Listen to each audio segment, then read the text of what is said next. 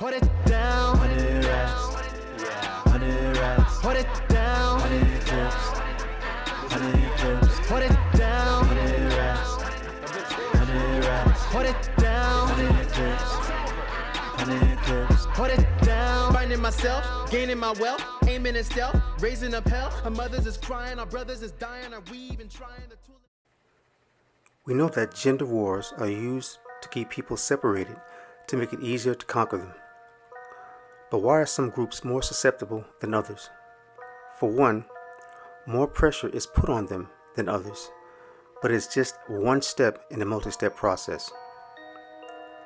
To cause fights between two otherwise amicable and associated parties, one must unbalance basic dynamics of socialized cohabitation between the two, starting with the base principles that create classes among all creatures in general. In this particular segment, we will deal with power and social propaganda and its impact on said black man and black woman. The problem really begins at the inception of these groups into the European influence within a dominated status. No matter how far back the events of terrorism, capture, and more terrorism, the inception and forced occupation of these people on and into the Americas created a crisis that now lies within the very DNA of the so-called black man and woman. Now, if you doubt this, then you don't understand the implications of the cherry blossom experiment. Rats were taken. It's a great study. It's not great for the rats. It never is. They get a really rough deal of it in this life, the rats. But basically, they would traumatize the rats by shocking them electrically on the feet. They would traumatize it. They hated being electrically shocked. Fair enough. I would hate it too. At the same time that they would traumatize it, they would spray cherry blossom spray in the cage. So after a couple of times, basic conditioning, like Pavlov's dog, all you had to do was spray the cherry blossom spray without giving them the shock, and they'd have a massive trauma response, run to the corner of the cage, very anxious. Those rats were never traumatized again. They grew up and had baby rats. These baby rats who started to grow up, never shocked on the feet, never traumatized. All you had to do though was spray that cherry blossom spray in the cage, and they'd have a massive trauma response, run to the corner of the cage, very anxious. Happened with those kids as well, so at least 2 generations deep. So what happened? A survival physiology of their parents and grandparents has been passed down through their DNA.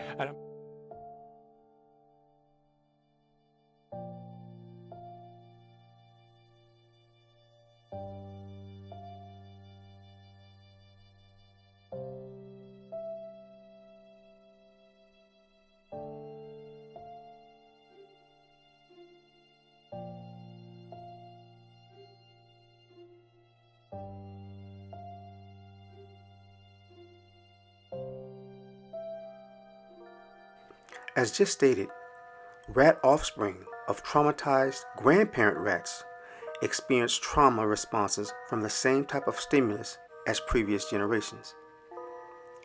The trauma is carried in DNA. These studies were performed on humanized mice. Humanized mice are mice that have been genetically modified to carry human genes, cells, tissues, and other organs. These mice are used as small animal models in biological and medical research for human therapeutics. This is not the only experiment proving this. The Dutch famine studies focused on a period of severe food shortage known as the Hunger Winter, which occurred towards the end of World War II in the occupied Netherlands. Research conducted on individuals exposed to the famine, especially during gestation, showed associations with various health outcomes later in life.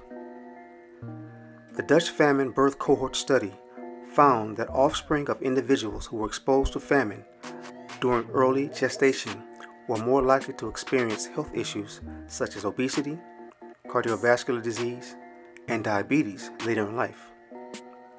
More interestingly, there is evidence suggesting an association between prenatal exposure to famine and an increased risk of mental health issues.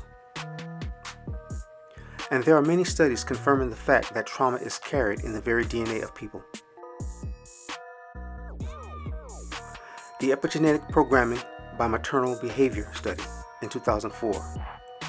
The epigenetic regulation of the glucocorticoid receptor in human brain associates with childhood abuse. In many studies, methylation is found thematically in specific DNA sequences of child abuse victims. Methylation groups are carbon and hydrogen tags initiated by hormones and enzymes that attach to these genes and alter the expression of these genes. Most people can be manipulated through trauma, and some of the principal tactics used in the control groups of people are as follows. Power. The imbalance of power between two or more groups often leads to the misuse of power by the more dominant group against the less powerful group due to various psychological, social, and systemic factors. Power imbalances can manifest in different forms, such as economic, political, social, or cultural disparities. Any group imbalance is further multiplied in effective power when there is a gender split among the groups. Since Aboriginal men and women do not have an autonomous society, the decision to allot power to either lies in the hands of aliens. If these aliens pit the genders against one another and allot power to one gender, be that power social or otherwise, basic laws of power, especially social power, will virtually destroy any connection between the two. Firstly, power tends to be self-perpetuating.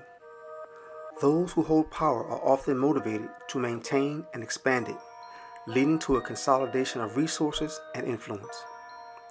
This desire for control can result in the exploitation of the less powerful group to secure and enhance the advantages of the dominant group.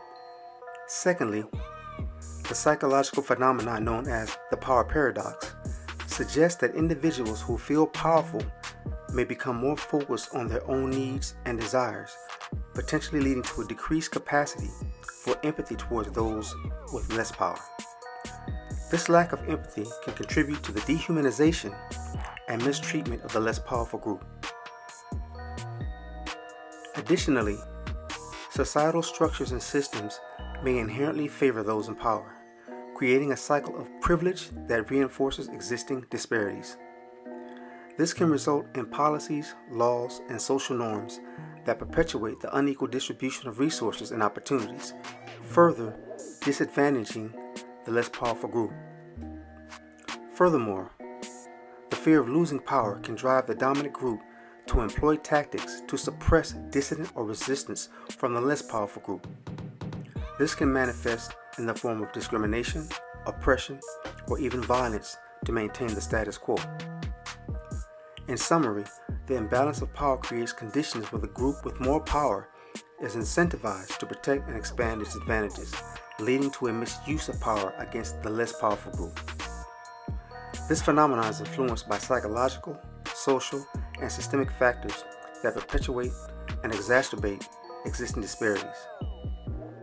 Propaganda. A group whose social status can be manipulated via imagery and propaganda is virtually at the mercy of the manipulators.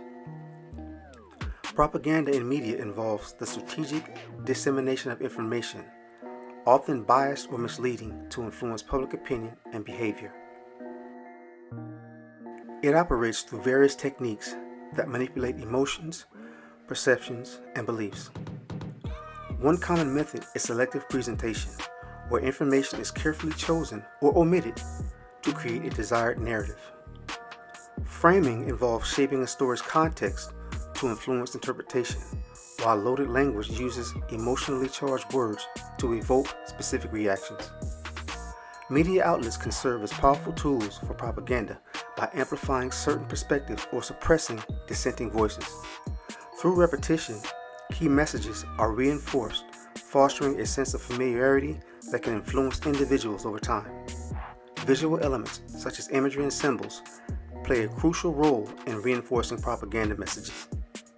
Additionally, social media platforms have become prominent avenues for propagandists, as algorithms filter content to cater to users' existing beliefs, creating echo chambers that reinforce particular narratives. Understanding the mechanics of propaganda in media is vital for media literacy, enabling individuals to critically evaluate information and guard against manipulation, fostering a more informed and resilient culture. Oh, you out of time, baby.